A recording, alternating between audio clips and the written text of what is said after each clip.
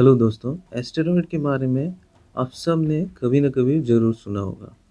Asteroid basically space में तैरते हुए रॉक्स होते हैं, जिनकी साइज़ कुछ मीटर से लेकर कुछ किलोमीटर तक हो सकती है। कभी-कभी तो ये एक कॉन्टिनेंट के साइज़ से भी बड़े हो सकते हैं। हमारे सोलर सिस्टम में भी लाखों एस्टेरॉयड हैं, जो अन्य प्लैनेट की तरह हमारे सन के चारों तरफ घूमते रहते हैं। इनकी भी प्लैनेट्स की तरह एक फिक्स ऑर्बिट होती है। परंतु जब ये एस्टेरॉयड किसी प्लैनेट के समीप से होकर गुजरते हैं, तो कभी-कभी ये एस्टेरॉयड उस प्लैनेट की ग्रेविटी की वजह से अपनी ऑर्बिट से भटक जाती है और उस प्लैनेट की तरफ अट्रैक्ट होने लगती है और फाइनली उससे जा टकराती है। पृथ्वी के नज़दीक से भी समय-समय पर कई एस्टेरॉयड पास होते रहते हैं। इनमें से कई एस्टेरॉयड पृथ्वी से टकरा भी चुके हैं। जनरली जब भी कोई एस्टेरॉयड पृथ्वी की ओर आती है, तो यह हमारे एटमॉस्फेयर में एंटर करने के कुछ ही मिनट में फ्रिक्शन की वजह से जलकर नष्ट हो जाती है। परंतु कुछ एस्टेरॉयड जलने से पहले ही पृथ्वी की सतह से जा टकराते हैं और काफ़ी तबाही मचाते हैं। ऐसे ही एक बड़े एस्टेरॉयड की टक्कर से डायनासोर्स का अंत हुआ था। इसीलिए एस्टेरॉयड ह्यूमैनिटी और पृथ्वी पर लाइफ के लिए हमेशा एक खतरा बने रहते हैं। इसी वजह से दुनिया भर के एस्ट्रोनॉमर्स तथा साइंटिस्ट पृथ्वी की ओर आने वाले सभी एस्टेरॉयड पर नज़र बनाए रखते हैं।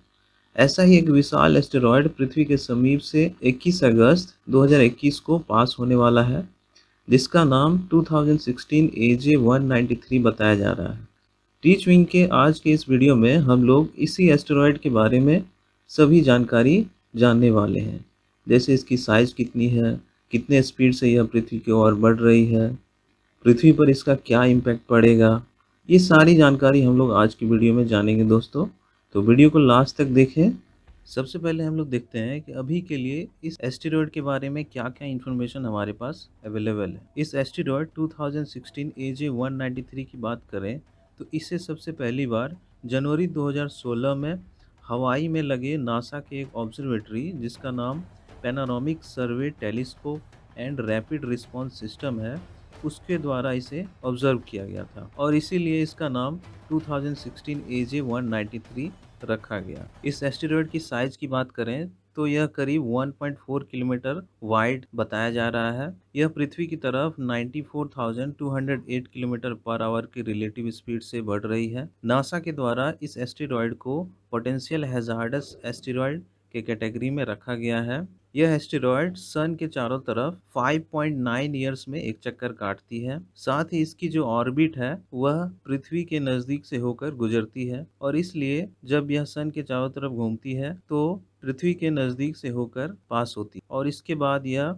जुपिटर से दूर चली जाती है। अगस्त 21, 2021 को यह इसी तरह से पृथ्वी से नज़दीक से होकर गुजरेगी। यह हर 65 वर्ष में पृथ्वी के नज़दीक से होकर गुजरती है। इसके अलावा इस एस्टेरॉयड के बारे में बहुत सारी जानकारियाँ अभी भी अवेलेबल नहीं है साइंटिस्ट के पास। जैसे एस्टेरॉयड का रोटेशन पीरियड कितना है, पोल का डायरेक्शन कितना है, स्पेक्ट्रल क्लास क्या है। अब हम लोग समझने की कोशिश करते हैं कि एग्जैक्टली इसका जो नियरेस्ट अप्रोच होगा पृथ्वी से वो एग्जैक्टली किस टाइम पे होगा। तो अभी के लिए एस्ट्रोनॉमर ने यह बताया है कि यह अगस्त 21, 2021 को इंडियन स्टैंडर्ड टाइम के हिसाब से करीब 8:40 शाम को यह पृथ्वी से सबसे नज़दीक से होकर गुजरेगी। इस समय यह अर्थ से करीब 8.9 लूनर डिस्टेंस की दूरी से पास करेगी। एस्टेरॉयड 2016 AJ193 को पास होते समय हम लोग नेक्ड आई से तो ऑब्जर्व नहीं कर पाएंगे क्योंकि यह बहुत ही डार्क बताया जा रहा है और इसका सरफेस डार्क होने की वजह से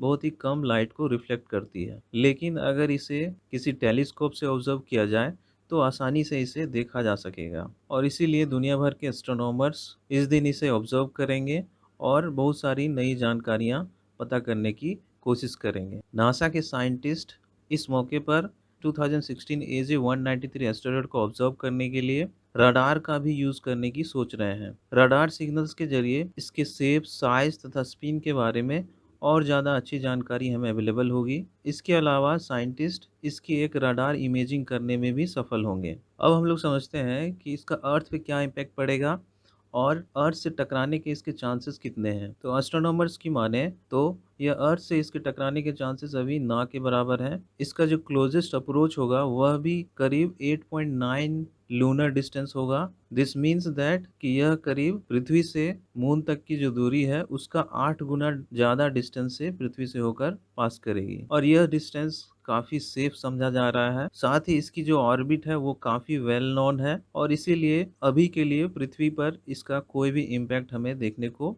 नहीं मिलेगा, और किसी भी तरह की रिस्क की संभावना व्यक्त नहीं की गई है। लेकिन साइंटिस्ट फिर भी सावधान है और इस पर नज़र बनाए हुए हैं, क्योंकि किसी भी अनफॉर्चुनेट इवेंट की वजह से इसकी ऑर्बिट में बदलाव आ सकती है, और ऐसे कंडीशन से डील करने के लिए साइंटिस्ट जो है इस पे लगातार नज़र बनाए हुए हैं। अभी के लिए हम लोग यही उम्मीद लगा सकते हैं कि यह सेफ अर्थ के नज़दीक से पास हो जाए और पृथ्वी को किसी भी तरह का नुकसान ना पहुंचे।